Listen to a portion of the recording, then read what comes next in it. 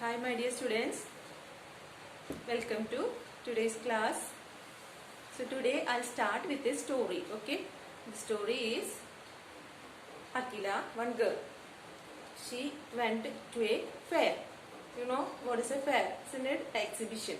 A small exhibition we call it as fair. In that many entertainment will be there, isn't it?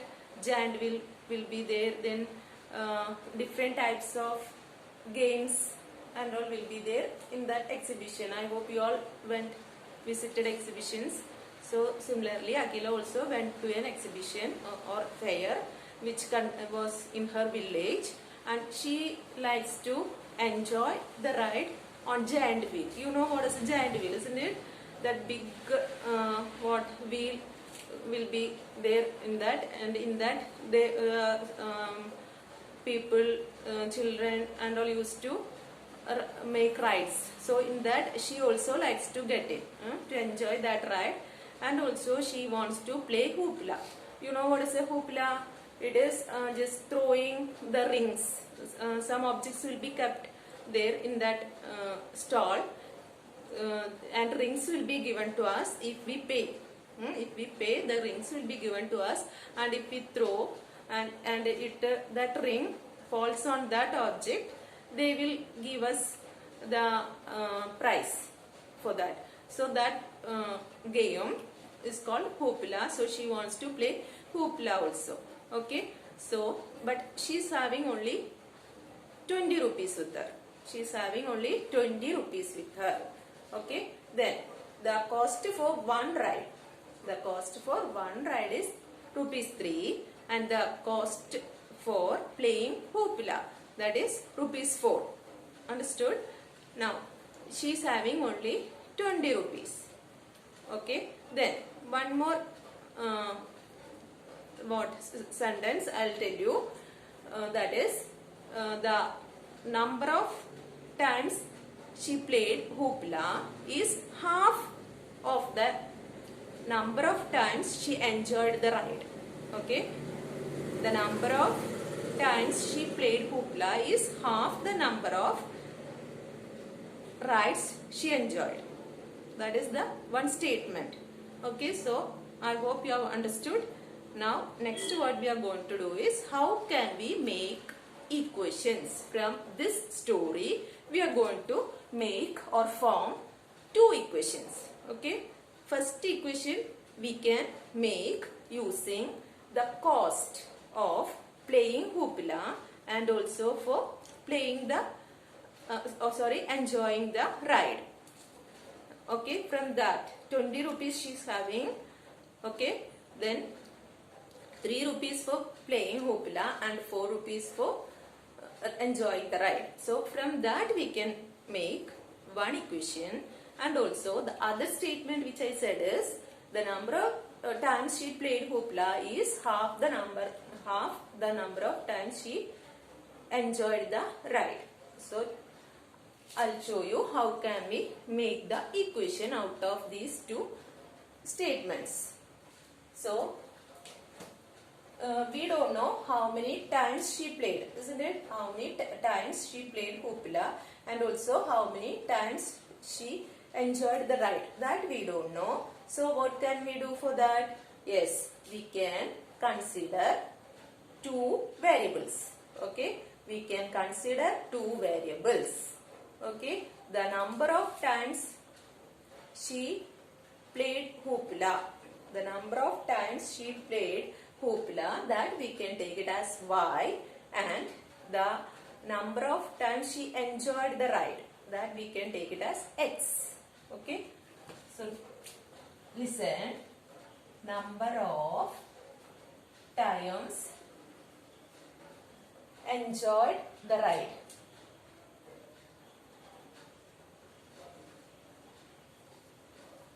Enjoyed the ride.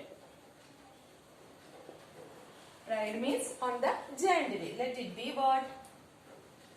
Let it be equal to x. Then number of times she played hoopla. We can write let. Okay. We don't know. We are assuming. Okay. Now let let number of times enjoyed the ride is equal to x and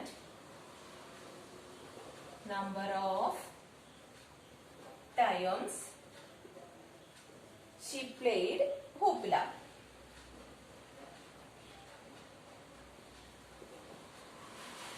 Played hoopla be what? Y. Okay, so we have taken the number of times enjoyed the ride as x and number of times she played hoopla as y. Now we know cost for one ride, that is equal to 3 rupees. So cost for a ride, okay, a ride means one ride, equal to rupees 3, and cost for playing hoopla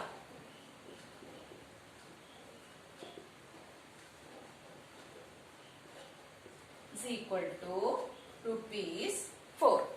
Okay, then what is the total amount she was having? 20 rupees. Amount she had,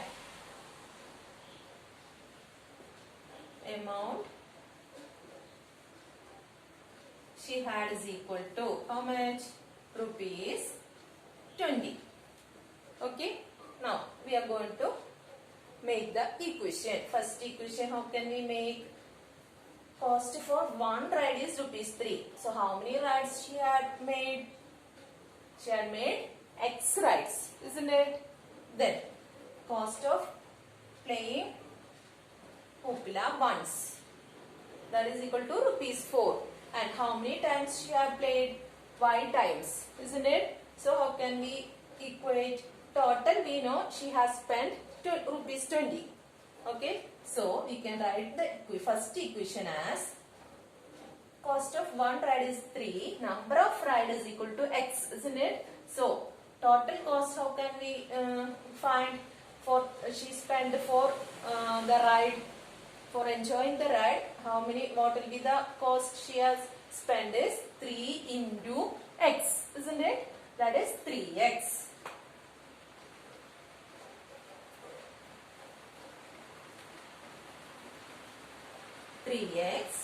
Plus, then we want to find the cost she spent for, or the amount she spent for playing hoopla. For one game it is rupees 4. How many games she played? Y times she has played, isn't it? So the total cost she spent for playing hoopla is 4 into y, that means 4y. That is equal to how much? What was the total amount she spent? That is rupees 20. Okay, so we can write here 20. So look here, 3x plus 4y. Okay, 3x plus 4y. Amount she spent for the ride plus amount she spent for the game. Total, we know it is rupees 20. So we got the first equation, that is 3x plus 4y is equal to 20. Okay, then one more equation we can make from the story, that is for ride we have taken x. Okay, one more statement I said, that is the number of games she played was half the number of rides she made, isn't it? That means number of times she played the game, that means hoopla, is we have taken it as y. So how can we make the next equation? Y is equal to, what is said in the statement? It will be half the number of times she enjoyed the ride, that means half. Then how many, what was, we have taken the number of times she have enjoyed the ride, we have taken it as x, isn't it? Half of x. Understood? So the second equation, how we got? Y is equal to half of x. So that is the second equation. Okay, so if the statement is given to us, from that we can make the equations. Okay, such equations we have already studied and we have called it as linear equation, isn't it? We have studied this in 9th as linear equation, isn't it? Linear equation means x and y will not be equal to 0. Okay, x and y will not be equal to 0. And such equations are called linear equations. And do you remember the general form of linear equation? General form of linear equation that I will show you.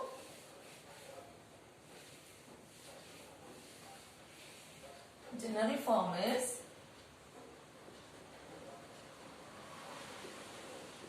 general form of linear equation.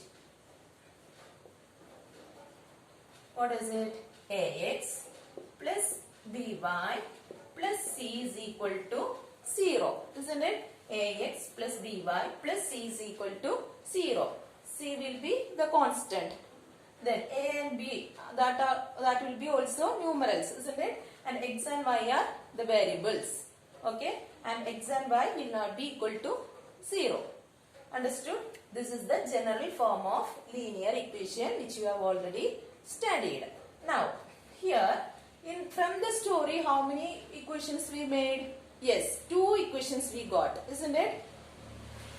So we can call it as 2 equations we formed from our story. So we can call it as pair of linear equations.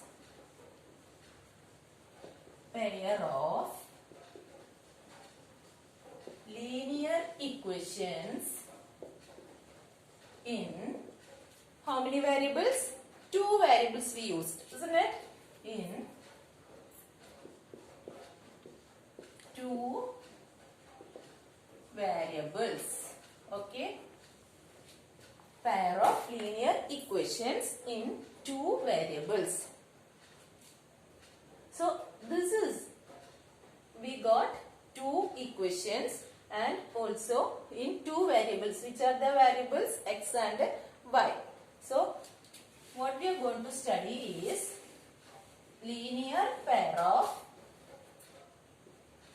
pair of linear equations in 2 variables. That is our chapter heading. Okay, the second chapter name is pair of linear equation in 2 variables. So this chapter we are going to study with 2 equations. Okay, last year you have studied with only 1 linear equation. Here we are in this chapter we are studying pair of linear equations. That means, you know, pair means 2 equations will be there. So with that 2 equations, how can we solve? Graphically and algebraically. Graphically, we know you have already studied with 1 equation you have studied. In this chapter we will study how to solve the equations or pair of linear equation by graphically. First we will study how to solve it by graphically. Okay. So this is the chapter name. Now, if it is 2 equations means, for that we want the general form, isn't it? General form will be, see, a1x plus b1y plus c1 is equal to 0. 2 equations will be there. I informed 2 equations will be there. So we cannot write it as ax plus by plus c is equal to 0. We cannot identify. So which equation will be? For that we are using a1x plus b1y plus c1 is equal to 0. Similarly, how will be the next equation? Yes, a2x plus b2y plus c2 is equal to 0. This is the general form of what?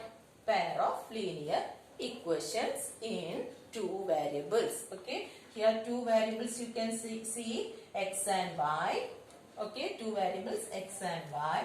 Then equation number 1 and equation number 2. Okay. So it is a pair we can say. Understood?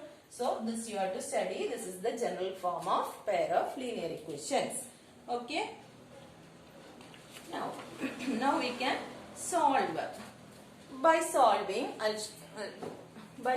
the equations, see three different, we know how to represent it, how to find the value of x and y. We already studied.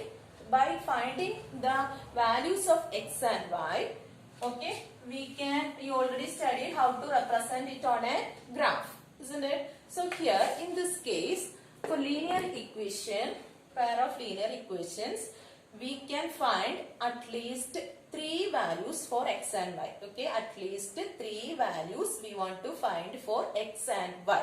Then only we can represent it in a graph perfectly. Okay. Now, three different types of graph we will get. By finding the values and representing on a graph, we will get three different types. I'll tell you how it is.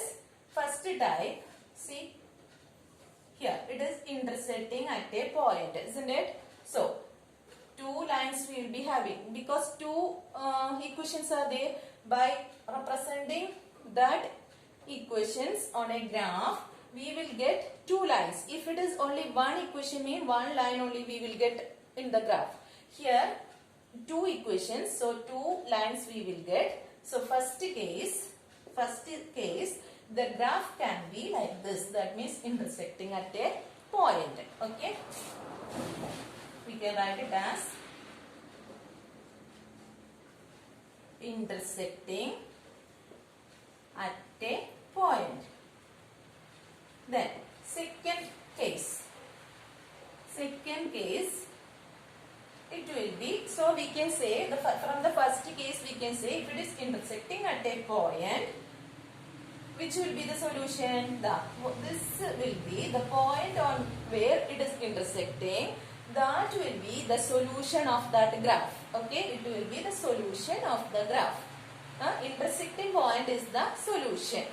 And second case, see, if the graph is going, both the lines are like this, that means parallel, isn't it? Both the equations, if we are getting like this, not at all touching each other, that means it will be parallel, isn't it? Second case, it will be parallel. If it is parallel, whether there will be any solution for the graph? No, there will not be a solution. That means if it intersects only, we will get a solution. Okay. So, unless it intersects, we will not get the solution. So, in the case of parallel, no solution for the graph. Then, third case, see, I have drawn one line and over that, the next line comes on that. That means here. Again, on the same line, the next line comes. Okay. So, what can we say about the third case? It will be coinciding. That means one over the other. Third case, coinciding.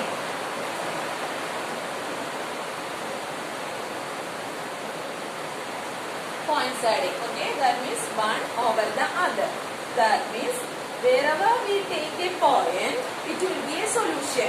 Okay, that means one is over the other. That means on that line, wherever we take any point, we can take on that.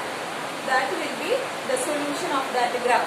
Understood? These are the three different types of graph we will get by representing on a graph. So, first we have to find the values for x and y. After that, representing on a graph. These are the three different types of graph we are going to get. So, have you understood? Now, we can do the problem. Okay.